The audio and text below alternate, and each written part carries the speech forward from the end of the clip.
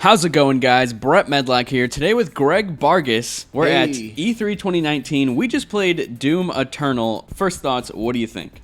One of the first things that I thought about the game, I didn't think it was so much of a sequel to the 2016 version. I thought it was an incremental kind of upgrade to what maybe even things that they wanted to do in the 2016 version of the game.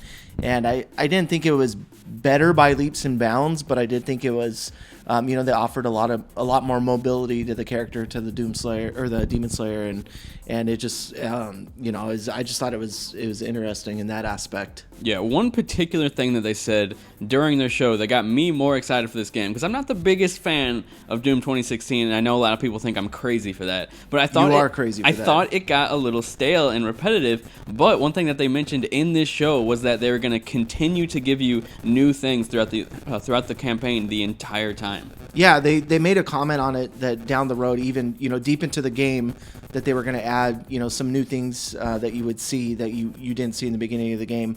But I think it also falls back on that same thing that about the Doom gameplay that they talked about before, that they want to have something happen just about every 30 seconds within the gameplay, and so you always consistently have something going on. And I think not only that, having that piece to it, but also implementing new things throughout the campaign, I think would be a really good thing to keep the player engagement throughout your experience. Yeah, and I think that with what they're doing with the traversal and stuff, how you're doing way more than you were in 2016. Mm-hmm. I preferred a lot you're climbing, the little dash, the exo movement, it was in Call so of Duty. the thing I liked about it most is it just felt so natural. It was so fluid, and that's how I could kind of tell maybe they wanted to do these things initially, but they never really fleshed out the movement. And I'm sure they had it within the design, but it felt really natural. It felt really fluid. And it just opened up the level so much more, having these movements on, within it. Yeah, and so as of right now, it doesn't seem like a huge step up or a huge difference from the Doom 2016. Mm-hmm. But like he said, there's still tons of new stuff that they haven't showed us yet. One other thing I wanted to touch on, graphically, I also didn't notice a huge step up from the original or from the reboot. Yeah, I really didn't see that either, but just the animations though. All the new ones they added. Oh, yeah. Those are really awesome. Like all that the part where one of the demons gets gutted that has an eyeball in its abdomen, and he pulls it out and stuffs it into his eye. I thought was my was favorite so great. is whenever he just hits on top of his head and his head literally goes into his sinks, body. I did see that. It looks so painful. Yeah. But yeah, we got to play it for about 30 minutes. Yeah. I thought it was fun, and like I said, I'm not a huge fan of 2016, but I completed it, and I'll probably end up checking this one out if they keep showing us new things that are actually different. Yeah, and the thing I was like, okay, cool. 30 minutes, that's long enough to get an idea of the game. Flew by. Yeah, flew by. I was like, it's already time to get up and walk out. Okay, well, that was that. Yeah, I just really like that they're focusing more on traversal, like jumping around with the double jump, then the dash, then the climbing. All that combined I is think really fun. it's a lot more mechanics added to the skill set that we already have.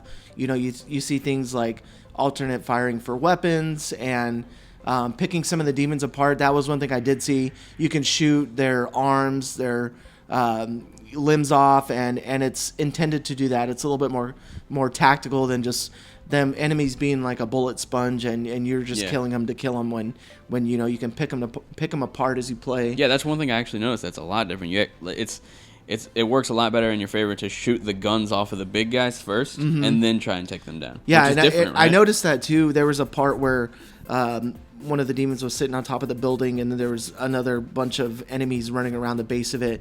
And then you really had to be calculated in your shots in order to survive that area and use your alternate fire for specific weapons and to hit those people. So I thought that was really cool. It's like I said, it's not like a big upgrade. It's not like it's a big game changer, but the incremental changes that they did input, I think, is really beneficial to the series. I also didn't even get to mention, I never got to use the hook shot, so that's probably a huge thing. I did. I liked it. Yeah, so It wasn't mind blowing, but it was still cool to, you're running quickly through the map and you're dashing, and all about movement in this game. Yeah, to be able to time the hook shot and then pull yourself in for shotgun blasts, because if you use the hook shot and you don't do anything, fire afterwards, it just brings you closer to the enemies. Yeah. And so But yeah, all in all, I had a lot of fun with it. But then again, it was a short little burst of like 30 minutes. Yeah. So if it can like consistently keep me engaged, then I'm gonna be happy.